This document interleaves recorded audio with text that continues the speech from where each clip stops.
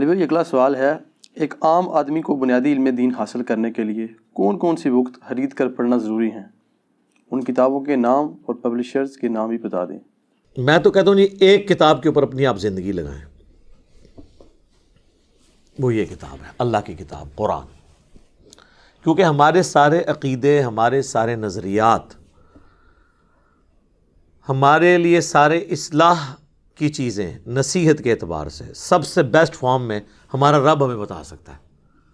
صحیح مسلم میں حدیث ہے نا کہ ام عائشہ سے کسی نے پوچھا کہ نبی علیہ السلام کے اخلاق کیسے تھے، یعنی آپ علیہ السلام کا اٹھنا بیٹھنا کیا تھا، آپ کے معاملات کیسے تھے، تو انہوں نے کہا قرآن نہیں پڑھتے، قرآن ہی نبی علیہ السلام کے اخلاق تھے۔ یعنی نبی علیہ السلام قرآن مجسم تھے، یعنی قرآن جس طرح کا مسلمان چاہتا ہے نا، وہ اگر انسانی شکل میں آئے تو وہ رسول اللہ کی ذات تھی۔ نبی علیہ السلام قرآن کی تعلیمات کا ایک مجسمہ تھے، تو آپ علیہ السلام کی سیرت کو فالو کریں۔ لقد کان لکم فی رسول اللہ اسوۃ حسنہ۔ لوگ اکثر کہتے ہیں کتاب بتائیں، میں کہتا ہوں جی قرآن سے بڑی کون سی کتاب آپ کو بتائیں؟ لوگ کہتے ہیں جی وہ ہمارے گھر ایک دادا جی کی پرانی ہاتھ کی لکھی ہوئی کتاب پڑی ہوئی ہے۔ سر وہ کتنی پرانی ہوگی؟ 100 سال، 200 سال؟ یہ تو 1400 سال پرانی کتاب ہے، اس سے پرانی تو نہیں، پرنٹنگ نئے صفحے کے اوپر ہے، کتاب تو پرانی ہے۔ اور اس سے بڑی بات، یہ کتاب اس دنیا میں کسی رائٹر کی لکھی ہوئی نہیں ہے، آسمان سے نازل ہوئی ہے۔ رائٹر نے تو اسے صرف ایک الفاظ کی شکل دی ہے، نازل تو آسمانوں سے ہوئی ہے اللہ کے پیغمبر کے اوپر صلی اللہ علیہ وآلہ وسلم۔ تو قرآن اگر کسی نے اپنی زندگی میں نہیں پڑھا ترجمے سے، اس سے وہ مقصد حاصل نہیں کیا جس مقصد کے لیے نازل ہوئی یہ کتاب، جو سورہ صاد میں ہے کہ ہم نے قرآن اس لیے نازل کیا تاکہ اس کی آیات میں لوگ تدبر کریں اور نصیحت حاصل کرنے والے اس سے نصیحت حاصل کریں۔ قرآن میں کہیں نہیں لکھا ہوا کہ قرآن اس لیے نازل کیا کہ اپنے بچوں کو حافظ بنوائیں بغیر ترجمے والا، اور اس سے اپنے مردے بخشوائیں اور اپنے گھر والوں میں اتنے بندے جنت میں لے جائیں، یا اتنا ثواب کمائیں۔ نہیں، ثواب ہوگا لیکن اس کا پرائمری مقصد نہیں ہے۔ نماز کا پرائمری مقصد ورزش نہیں ہے، اللہ کے سامنے ٹو باؤ ڈاؤن کرنا ہے، پوسچر بنانا ہے، اپنے عاجزی کا اظہار کرنا ہے، کبھی قیام کے ذریعے، کبھی رکوع میں جھک کے، کبھی سر سجدے میں رکھ کے۔ ورزش آٹومیٹکلی ہو رہی ہے۔ لیکن اگر کوئی نماز کے فضائل سنائیے کہ جی ورزش بڑی اچھی ہوتی ہے جی، صحت اچھی رہتی ہے جی، تو مولویوں کو غصہ نہیں چڑھے گا؟ کہیں گے یار ٹھیک ہے ہوتی ہے لیکن یہ کیا تو مولوی بھی تو یہی لکیر پیٹتے ہیں کہ جی بڑی نیکیاں لبدیاں ہیں، قرآن پڑھو، ہمیں بغیر سمجھ کے بھی پڑھو۔ ٹھیک ہے ملتی ہیں، لیکن مقصد کیا یہ تھا؟ نہیں تھا۔ قرآن کے اوپر اپنی زندگی لگائیں۔ قرآن آپ کے پاس ہونا ضروری ہے، اس کا ترجمہ کور کریں، لفظی ترجمہ بھی، با محاورہ ترجمہ بھی، اور سارے مکاتب فکر کا، تاکہ آپ کا یہ کیڑا نکل جائے کہ لوگوں نے ترجمے بدل دیے ہیں۔ آپ کمپیئر کر لیں، میرے تو ایک یوٹیوب پہ ڈیٹیل ویڈیو ہے قرآن کے 8 تراجم، اس میں نے سیمپل کے طور پہ کئی ایک آیات لی ہیں اور 8 ترجموں سے وہ فزیکلی کیمرے میں دکھایا کہ دیکھو یہ بریلویوں نے یہ ترجمہ کیا، دیوبند نے یہ کیا، اہل حدیث نے یہ کیا، شیعہ نے یہ کیا، بتاؤ اس کے مفہوم میں کوئی فرق ہے؟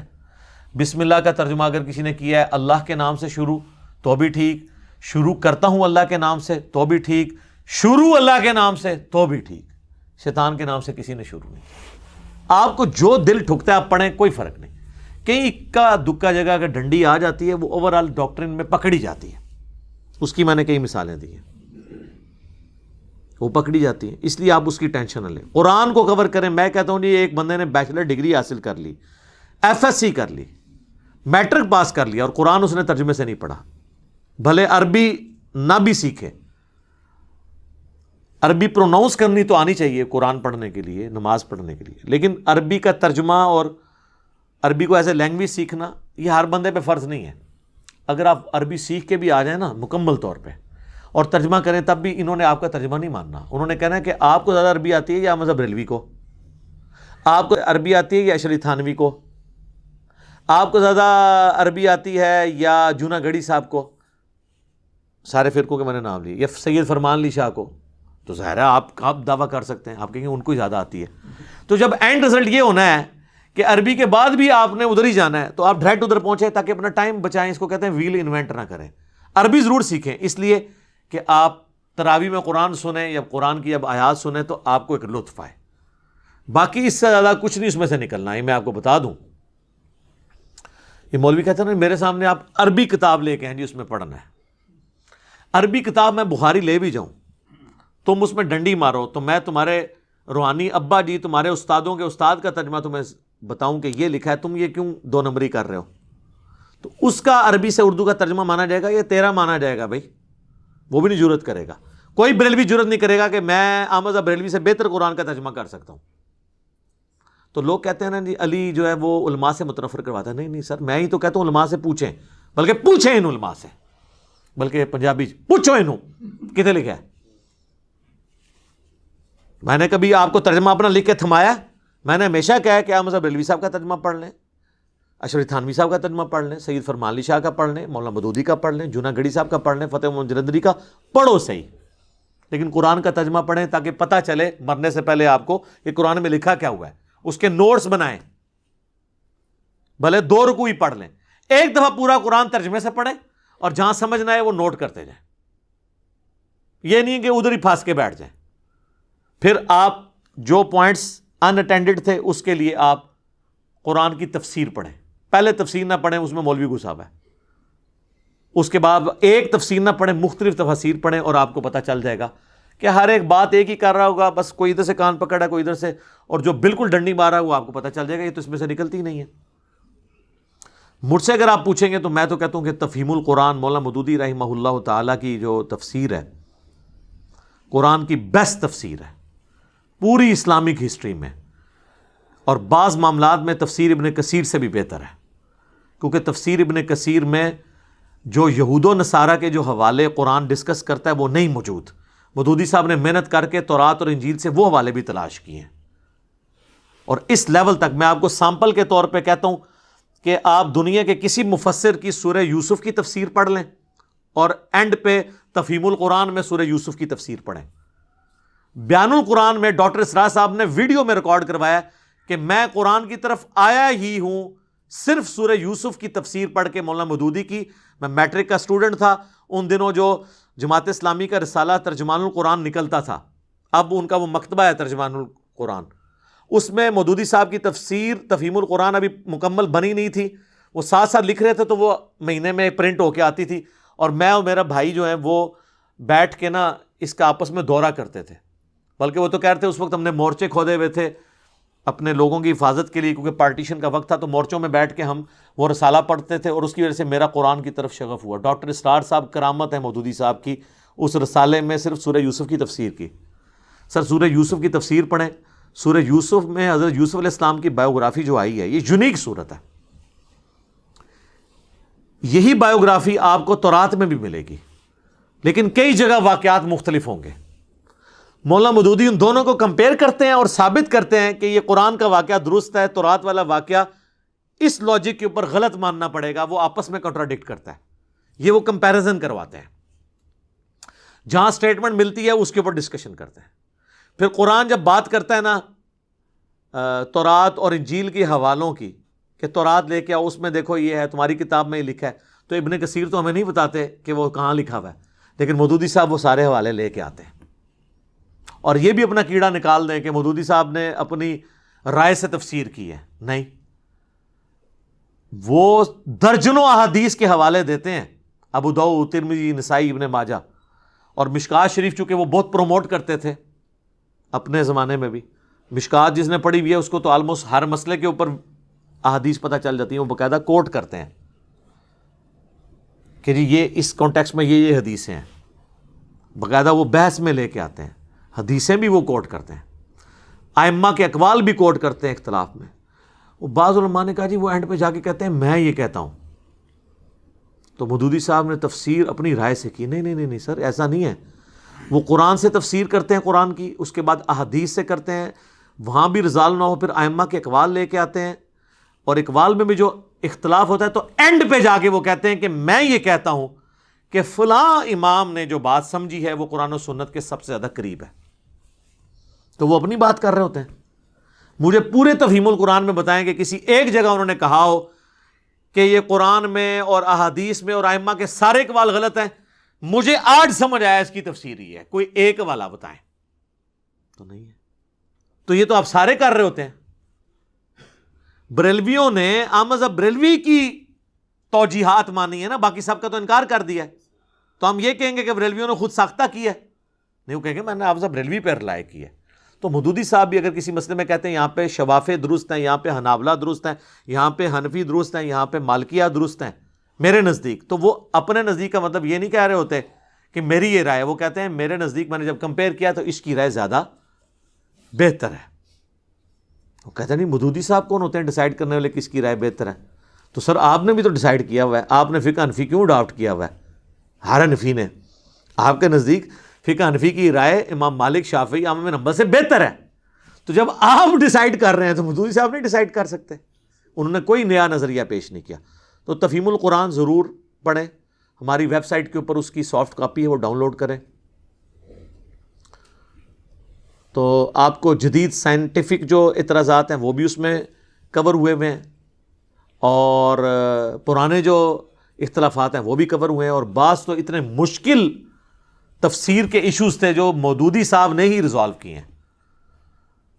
مثلا یہ جو حضرت خضر اور موسیٰ علیہ السلام کا واقعہ ہے، یہ آپ ذرا تفسیر پڑھیں ان کی. تخت بلقیس والا واقعہ، اس کی تفسیر ذرا مودودی صاحب کی پڑھیں. 99 دھمیوں والا جو حضرت داؤد علیہ السلام کے اوپر یہودی تہمت لگاتے تھے، وہ تفسیر آپ ذرا مودودی صاحب کی پڑھیں. آپ قرآن میں جتنے مشکل ٹاپک ہیں آپ کو سمجھ نہیں آتا کہ یار یہ اس میں کیا ہو رہا ہے، تو آپ کو پتہ چلے گا مولویوں کو تو ہوائی نہیں لگی ان چیزوں کی جو مودودی صاحب نے کام کر دیا. وہ میرے نزدیک تو سب سے بیسٹ تفسیر ہے. اس کے بعد آپ ابن کثیر بھی پڑھیں ضرور، اور احسن البیان اہل حدیث عالم صلاح الدین یوسف صاحب کی جو سعودیہ والے فری دیتے ہیں ہر حاجی کو اردو زبان میں، وہ بھی پڑھیں آپ. اور یہ ساروں کو کمپیئر کروائیں، آلموسٹ آپ حق بات تک پہنچیں گے. ویسے تو شاہ ولی اللہ دہلوی نے لکھا ہے قرآن کی سب سے بیسٹ تفسیر وہ ہے جو صحیح بخاری میں کتاب التفسیر چیپٹر ہے، اور جامعہ ترمذی میں کتاب التفسیر چیپٹر ہے، اور المستدرک للحاکم میں کتاب التفسیر چیپٹر ہے. لیکن وہ تو صرف شان نزول کی چند آیات کو کور کرتا ہے، اور ہر آیت کا شان نزول ہوتا بھی نہیں ہے. ضروری نہیں کہ ہر آیت کا شان نزول ہوگا، اور شان نزول سے قرآن کی آیت میں فرق بھی نہیں پڑتا، اینڈ رزلٹ وہی رہنا ہے. ٹریفک سگنل گرین اور ریڈ کلر کیوں رکھے گئے؟ خون کی وجہ سے اور گرینری کی وجہ سے یا کسی اور وجہ سے؟ اس سے کوئی یہ فرق نہیں پڑتا کہ گرین پہ آپ نے چلنا تھا تو آپ رک جائیں گے، اور ریڈ پہ آپ نے رکنا تھا تو چل پڑیں گے. یہ لوگ سمجھتے ہیں تفسیر سے کوئی الٹ رزلٹ نکل آئے گا. نہیں، تفسیر سے کوئی الٹ رزلٹ نہیں نکلے گا، وہی نکلے گا. شان نزول سے وہی نکلے گا. رہا کانٹیکسٹ، وہ قرآن کے اندر موجود ہوتا ہے. اس پہ میری مسئلہ 154 آپ دیکھ لیں، میں نے ڈیٹیل سے اس کو ڈسکس کیا. تو قرآن کی آپ تفسیر مختلف پڑھیں، آپ رزلٹ تک پہنچ جائیں گے. اور قرآن کا بنیادی مقصد تذکیر ہے، نصیحت حاصل کرنا. تذکیر کے اعتبار سے دنیا کی سب سے آسان کتاب قرآن ہے. کیوں؟ ہدایت اور آخرت کی کامیابی ہر انسان کی بنیادی ضرورت ہے. یہ تو ہو ہی نہیں سکتا کہ قرآن ایک پڑھے لکھے کو سمجھ آئے، ان پڑھ کو سمجھ نہ آئے. اب رہ گئی سائنٹیفک ایشوز، فلسفیانہ باتیں، تو وہ تو علماء کو بھی نہیں آتی، تو کیا ہم ان کو جاہل کہیں؟ تو وہ ہر بندے کی ضرورت نہیں ہے. عام بندے کی ضرورت اس سے نصیحت حاصل کرنا ہے. اور وہ سورہ ال عمران کی 7 نمبر آیت میں ہے کہ کتاب کی اصل جو ہے وہ محکمات ہیں، یعنی جس میں اللہ نے حکم دیا ہے ماں باپ کی تابع فرمان ہو جاؤ، شرک نہ کرو، زنا سے بچو، چوری سے بچو، قتل ناحق سے بچو. یہ وہ ساری باتیں جو ہر بندے کو سمجھ آئیں گی. اس میں کون سی راکٹ سائنس ہے؟ رہ گئی متشابہات، تو وہ تو بحث سے چلتی آ رہی ہیں. استواء العرش کا بس بنیادی عقیدہ اللہ اپنے عرش پہ جیسا اس کی شان کے لائق ہے، وہ ہماری رگے جہاں سے ہمارے قریب ہے. نحن اقرب الیہ من حبل الورید، جیسا اس کی شان کے لائق ہے. اس کی تفصیلات میں ہم نے پڑھنا ہی نہیں. کیوں؟ لیس کمثلہ شیء، اللہ کی مثل کوئی شے نہیں. یہ علماء روند ڈالتے ہیں تاکہ آپ نہ پڑھیں. کہتے ہیں عربی نہیں آتی، عربی کورس کرنے چلے جائیں تو کہتے ہیں جی آپ اچھا آپ عربی سیکھ کے تو خود ترجمہ کرنا شروع کر دیں گے. ایک جگہ رک دے ہی نہیں جائے. تو بہتر یہ ہے کہ انہوں نے کہو کہ بس ٹھیک ہے دسو تواڈے سب تو بڑا عالم کون ہے؟ وہ کہیں گے فلانا. اس فلانے کا ترجمہ لے آ کے پڑھنا شروع کر دو. انہوں کو اس فلانے نے اردو وچ ترجمہ کر کے دس دیتا، اور اردو میری اپنی لینگویج ہے. جس طرح صحابہ کرام پڑھے لکھے تو نہیں سن، لیکن ان کی عربی اپنی زبان تھی، انہیں قرآن سمجھ آتا تھا. میں پڑھا لکھا نہ بھی ہوں، اردو میری زبان ہے، مجھے سمجھ آتا ہے. اور سب سے بہتر عربی کو اردو میں ٹرانسفر آپ کے ہی حضرت جی کر سکتے تھے، تو انہوں نے کر دیا. ہوں بھی چکے کرنا ہے اگلا، ہوں کوئی اور گیم پچ کھودی سی تھی اور کو کرنا ہے، کوئی اور شے کڈو، کوئی نہیں شے نکلنی ہو. ٹھیک ہے، تو یہ قرآن آپ کریں کور جی، قرآن کے بغیر کچھ بھی نہیں ہے. حجۃ الوداع پہ نبی الاسلام نے فرمایا المستدرک الحاکم میں 2 چیزیں، قرآن اور سنت. صحیح مسلم میں 4 حدیثیں غدیر خم کی، قرآن اور اہل بیت. صحیح بخاری اور مسلم دونوں میں عبداللہ ابن ابی اوفا سے کسی نے پوچھا کہ نبی الاسلام نے کوئی وصیت کی تھی؟ انہوں نے کہا نبی الاسلام نے اپنا وصی کسی کو نہیں بنایا، ہمیں قرآن کے مطابق چلنے کی وصیت کی تھی.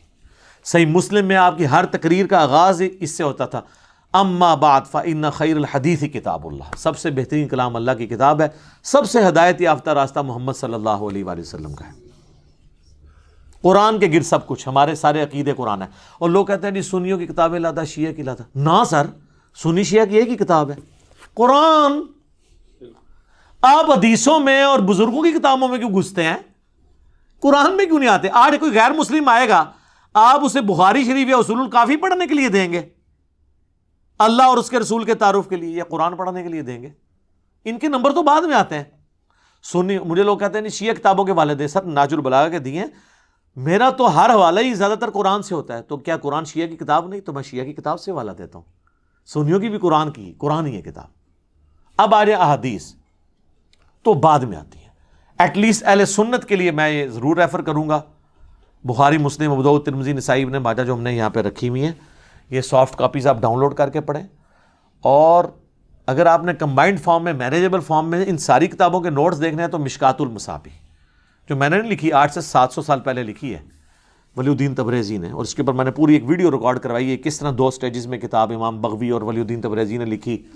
اس میں آپ کو بخاری مسلم کے ہر چیپٹر کے سب چیپٹر میں بخاری مسلم کا چیپٹر علیحدہ ملے گا، باقی کتابوں کے علیحدہ ملیں گے.